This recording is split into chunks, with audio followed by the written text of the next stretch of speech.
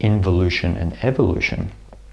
Involution means when our mind is involved in reality, it's caught in the little details, and we are caught as the subjective person.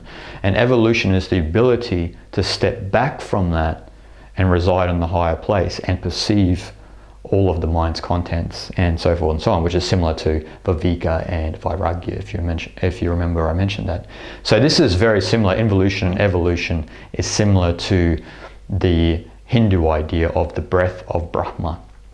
The breath of Brahma is basically the expansion and contraction of consciousness. So the understanding that the rhythm of the universe expands and contracts. Now what that means from a perceptual level is that our mind needs to be caught in details to get certain tasks done, but we need to develop the ability to come back and to be able to see reality from a distance and to reside in the non-dual place. Okay, so that's the ability we need to develop. And a lot of people may say, how does this have anything to do with the evolution of the universe? Is the evolution of the universe part of a non-dual reality? Is it actually evolving?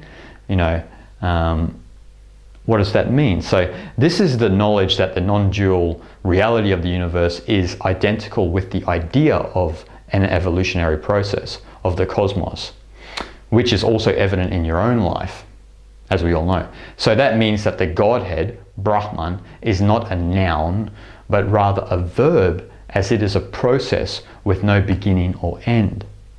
Okay.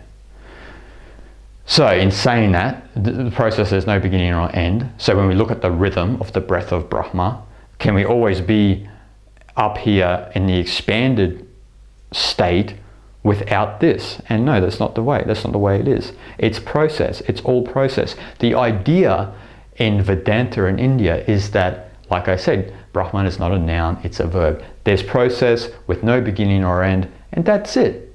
And that's basically your life. The reason we suffer is we think that we begin, we are born, and then we die. And that notion is thrown out in Vedanta because there's only process. There is only the non-dual reality that never started and will never end.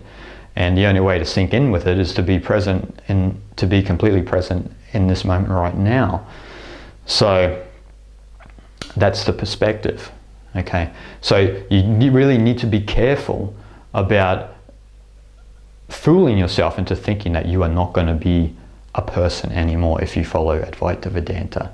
And you will find out eventually that is not true anyway, because the contents of your mind, the activity of your mind just continues to move, because the mind is related to the energies of the universe.